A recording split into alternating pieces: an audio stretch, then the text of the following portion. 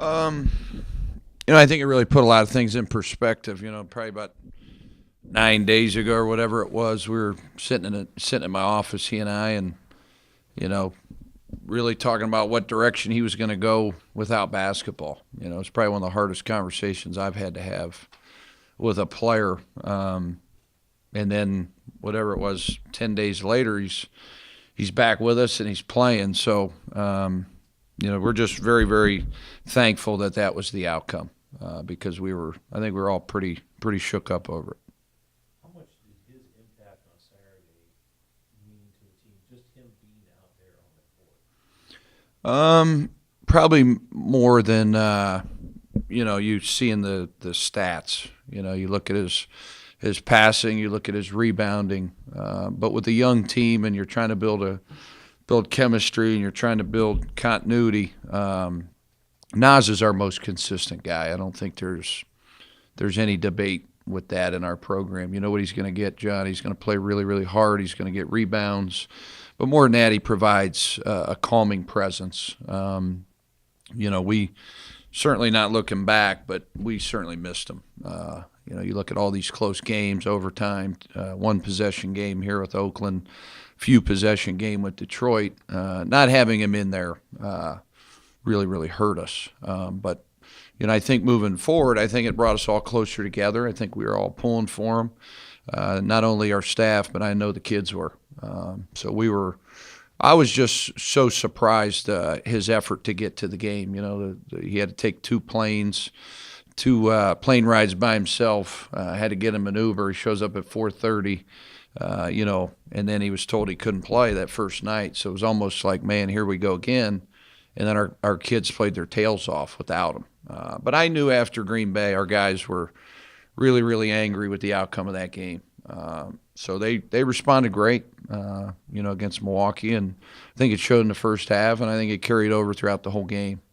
Kurt, I know you're not a medical guy, but how does it go from him not playing 10 days later? Yeah, this started about a month and a half ago, Dana. They ran various tests on him. Each step of the way, our doctors and the doctors in Cleveland were we were all updated and we were all on the same page, and I was relaying everything to Ron, and Todd Berkey was heavily involved. But there was some things there when they looked at the MRI of the heart where they thought the heart was enlarged, and then they ran more tests, stress tests, echocardiogram, a lot of the things that I believe we're going to start doing here at Youngstown to catch these things earlier. That's been the biggest talking points, I think, with the athletic department is there's, certain things and certain procedures you can do on incoming student athletes. And I think as we move into the new year in 2019, I think, we owe it to these kids, these student athletes, to make sure that we're checking and doing the proper things for them, because you just never know, Dana, with athletes and really just all of us in general. But his tests significantly increased, and the doctor in Cleveland works with the Cavs, and he works with a professional team. He wanted to be very, very cautious about it.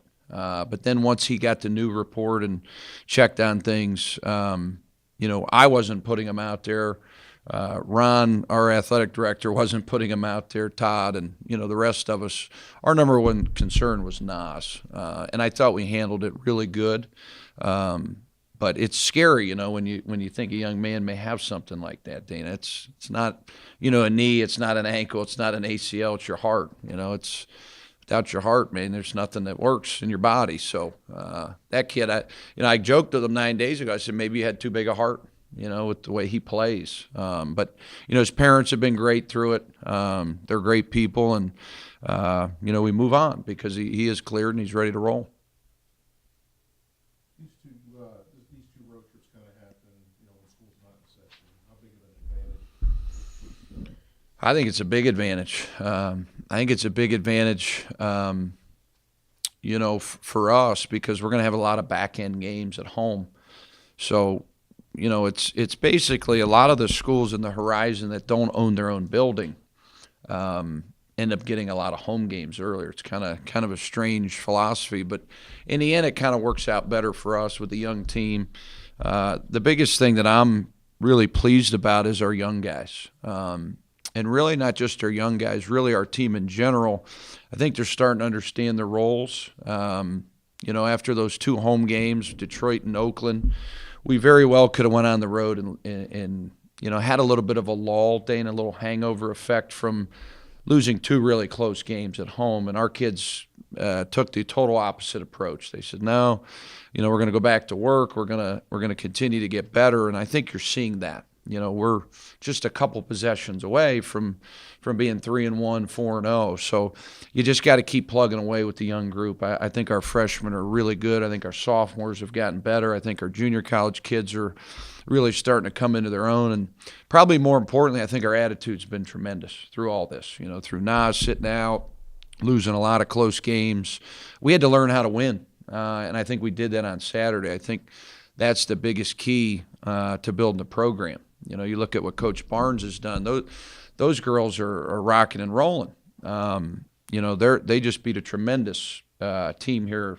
But you can see when you see his team, you see that continuity. Those girls have been together. You see that swag that they have. And our kids aren't fully there, but we're getting close. The defensive effort you had on Saturday, is that something this team needs to try to hone in on more often? To get that kind of effort defense? Yeah, I think what it shows is we're very capable of doing it. Early in the year, the hardest thing to teach new guys and a new team is defense. That was about as good as defensive performance as I've been a part of. We've done it. We did it at Ohio State first half. We did it at Binghamton first half, and we certainly did it at Milwaukee on Saturday first half. So those are all 3 unbelievable performances. We got to build on that, John. We're playing a very, very talented bunch in UIC. I mean, you're talking 3 tremendous guards. They're a really good team. Same thing with IUPUI. I mean, this stretch is really, really going to be tough. You're going on the road playing 2 of the better teams in our league. IUPUI beat a high major. UIC, their schedule was tremendous. I think they played a top 80 schedule in the country. Coach McLean's been around a while. And then you come back and you got Northern Kentucky and Wright State. So really the next 2 weeks are going to be really, really important for us to play, not only well offensively, but it's got to start with that defense. That's got to be the starting point of the entire run here coming up. Anything else, guys? Where do you, the league, I know you're not halfway through, you're about, 5, 6 of the way through. Is the league kind of where you thought it would be? I think the league is much better. Not than I thought, because I thought the league was going to be really good this year. I think on any given night, Dana, it's like most leagues in America. If you study college basketball right now, you look at these scores, and I don't think there's any shock to any of them. I think every game is going to be close. Certain nights, the home team, they're going to get hot, and you may see a team really run away with the game. But, if you don't play well, whether it's home or away, you're going to get beat in our league. It's really, really, really balanced. Obviously Northern Kentucky had a tremendous non-conference, and they're now doing a great job in conference. Wright State, they're really good. I think they've got a point guard, a wing, and a big. I think they've got guys that have been there before. I think UIC is very, very talented. IUPUI has been really good. Detroit's got, in my mind, one of the best players in the country. He averaged 40 in 2 games. He goes for 48 and then gets 33. I mean, that guy's fun to watch. He's not fun to coach against, Dana, I'll tell you that, but man, what a player. At Cleveland State, they lose a heartbreaker at Green Bay. You just got a lot of teams that have improved, in my mind.